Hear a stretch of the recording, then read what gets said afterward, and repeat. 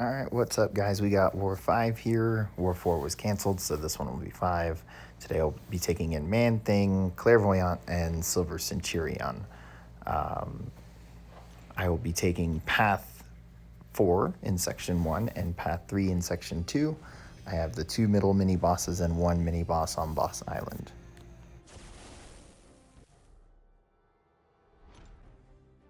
Alright, so this first fight here against Nihilus, nothing really too special about this node that we have to worry about. Game plan here is to step back, light, intercept him so that we can nullify the rod immediately, and then that'll open windows to parry. The first combo is going to convert us into Plague Curse, and then the second combo is going to get us into Hellfire Curse. While in Hellfire, we are going to throw SB2, and with that buff immunity up, we're going to take advantage of the openings to parry. After a full rotation of getting to SB2 and changing curses, we'll more than likely have Annihilus at 1 SB1. So we're going to bait that out immediately. Here's the SB2. He's at SB1.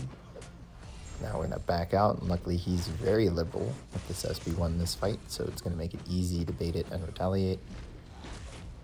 There he was with the second one. Push into our second SB2, get the parry there before the rod shows up, and then drop the SB2.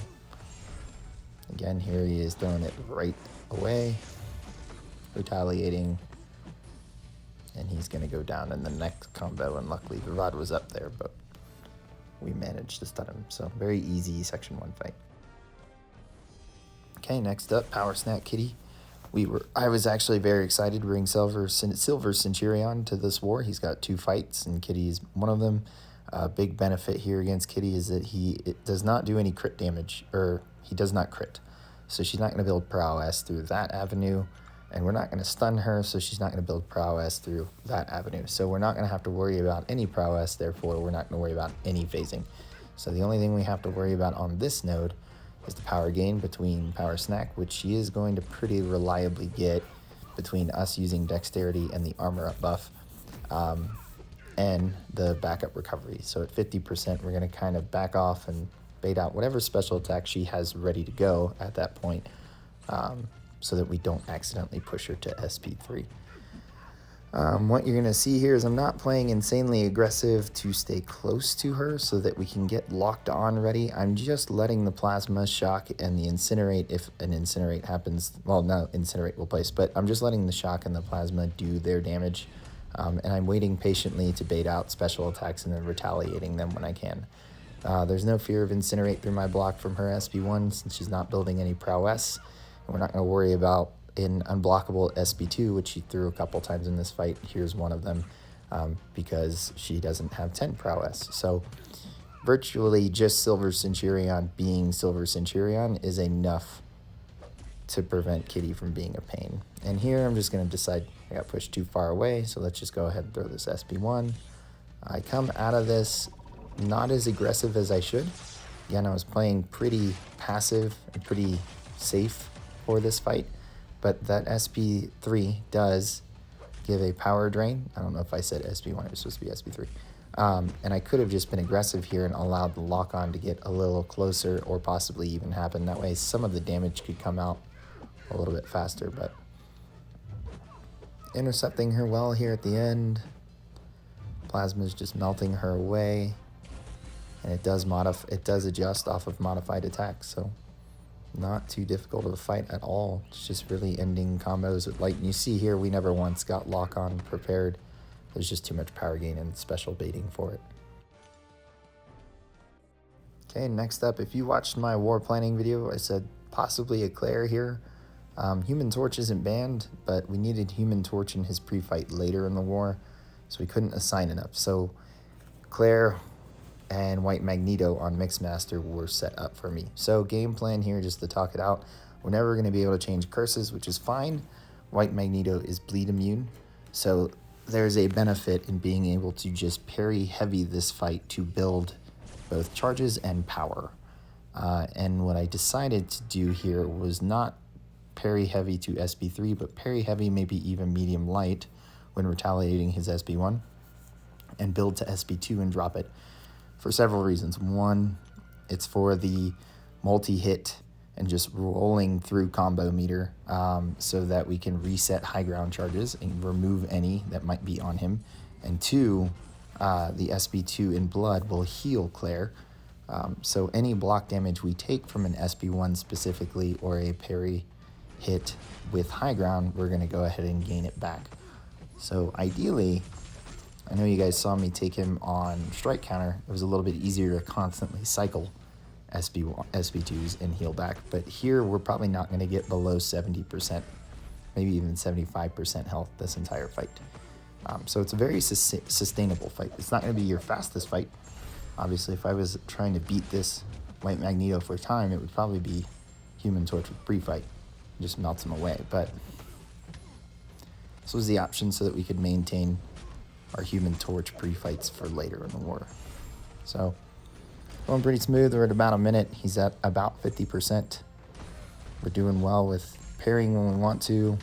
Sometimes doing medium light just to up the combo meter, or even just so that we don't overshoot SB2. And there you see I got pushed to SB3, but it's fine. I'm at 20 charges. So this SB3 is going to hit really hard, at least compared to the SB2. And boop. So we're at 79% health here. So maybe we do get close to 70%. In any case, here's an SB2. There we go. We're going to heal it back. So very, very sustainable fight. And Claire went back to 87%. So good counter. All right, and then moving on to Silver Centurion's second fight, his last fight for the war. And it was this Domino here on EMP. Now, any mutant here, I've been kind of, except for Professor X, I've been kind of flirting with the idea, or even Storm X, of using Silver Centurion, and luckily he got assigned today. So big benefit is that he's shock immune with that armor up buff, so we don't have to worry about EMP. He is a mutant, or sorry, he is a tech champion, so we don't have to worry about unlucky and not being able to dodge any attacks or special attacks from Domino. So the only thing we have to worry about here is the evade and the bubble shield. So I am counting pretty much down to every hit. And I know that parry's not always going to stick, so I have to count the continuous hits after a parry misses. But it's going smooth so far. We're at 7 on the bubble shield. Now we're at 8. I think this next one, there's 9 at parried him. Now her, and then double medium is going to come up here. And I'm going to get out of it right on the 10th hit. And you're going to see the unblockable prompt trigger. So not even a minute, and we're under 50% health. There it is. Bye-bye. So now we got a new set of bubble shield, and we're not worried about unblockable attacks. Now, another kind of benefit here is if you do mess up against Domino, you're probably not going to get critical bleed or bleed out, or you're definitely not, because that armor up also makes you bleed immune. So another kind of safety net for this fight. And again, we're just letting, just like Kitty, we're just letting the DOT happen. Here, we do end up locked on, but we don't ever really end up with enough special power to use a special attack. I could have, but it's better just lay it on. All right, and then the last 3 fights of this war are all Man-Thing. So, Man-Thing was assigned here. We need him for Silver Surfer later. We can't make a Horseman out of either Cable or Archangel since Apocalypse was banned. It was actually Apocalypse, Doom, and Ghost that were banned. So we figured let's go ahead and try Man-Thing here against Scarlet Witch. Only thing you actually have to look out for is the unblockable popping up on her. Technically, the other thing you have to look out for is MD pushing her too high, but it does not look like this fight has a very high MD. If anything, it's 2 or 3 range. And they're actually meant to retaliate, but I thought I was getting hit by the rock because I didn't practice that enough before this fight. But you can see here, it's just usual Man-Thing with Mystic Dispersion. We know how to dodge this. Here we go, double dot, boop, bye. With Man-Thing, it's the usual thing of just cycling specials because of Mystic Dispersion. Adding buffs, removing buffs, gaining power, repeat, poison them, and they just go down. It's just so satisfying. So we're going to do that same thing over here to the Silver Surfer. So this one's a decently clean fight. Doesn't really go south. There is a point in this fight. Silver Surfer just decided he was not going to throw SB2 and let high ground build, so I was getting a little nervous about it. But you guys have seen me do this before. I think this is the first rank 4 Silver Surfer I've fought here. But we pretty much ignore strike counter because we're going to always have a bar of power in this fight. So doesn't matter what combo I do before throwing the special attack, we're never going to end up with the combat rate reducer. So going well so far. Fully dexing SB1s really well and retaliating.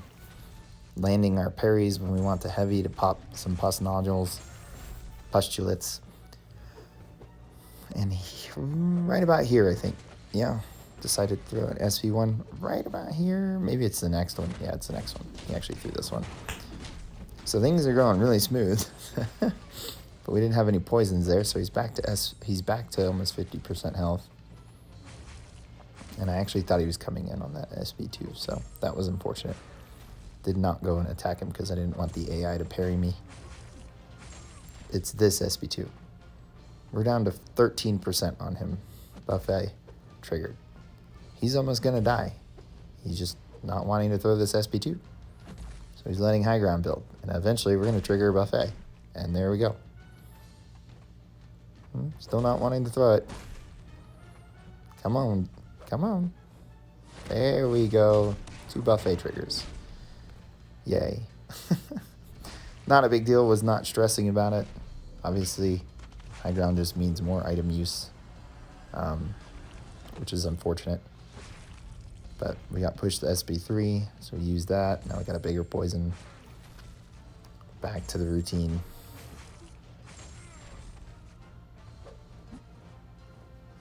There we go. We got that special 2 out. Thank you, Silver Surfer. And down he went. So, good fight. Silly AI. In this last fight, I was super excited for. I've always wanted to use Man-Thing for this node, and I figured since Man-Thing both reduces critical damage rating and is bleed immune, that he'd be a pretty safe fight for this fight. But the things I was worried about was actually polka dot power and MD being enough to constantly have bars of power. So I had worked out a game plan here, bait that heavy, combo into SB1, block bait another heavy and pop them so that we can get some poison so that we can land a parry next and do a full combo. So there's that. And here I want to parry and boop, he threw the SB1. So I was not ready for that. So, okay, we're going to just back off, let him kind of cool off. Maybe we'll throw this SB1 here. Buy some time. We still want to get him out of Berserk so that we can maybe pop or get some more. And there I didn't realize he was out of Berserk, and he actually clipped me dashing back. So here I realize he's not in it. Come on, give me a heavy. Nope.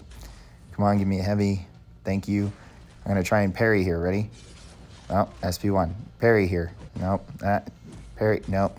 Ah, great. Now we're cornered. Crap. Oh. All right, SP2. We could still parry. No, not really working out. All right, we got to make some space. Otherwise, he's going to go berserk with us against the wall. So let's try and make some space. Can't stun him. Oh, crap. Okay. Guess we're going to take this combo. Let's wait for the unstoppable. Okay. Crap, unstoppable heavy. All right, another combo. We're getting to see how much of a tank Man-Thing is. Finally. No unstoppable. Going to wait for another heavy. There it is. Nope. There we go. Intercept. Now we're going to bait out a heavy. Nope, intercept. Okay. And I think what would have made this fight a lot cleaner is those early stages of trying to parry. I should have just gotten rid of those. He's definitely an option here. I could have played way more aggressive than I did, which would have prevented me from getting cornered. But I'm glad I soloed anyways. Our battle group did its job and got the first donut of the season, so we beat their BG2 4-0. And we ended up winning this war 12-4. So good first win for New Nation. We need to do a little bit better because that 4 came from one battle group, and we can't rely on 2 donuts to make sure that we win tough matchups, at least a lot tougher than Noxious Smoke was. So that's the end of that war. I hope you guys enjoyed it. I will catch you guys at the next one.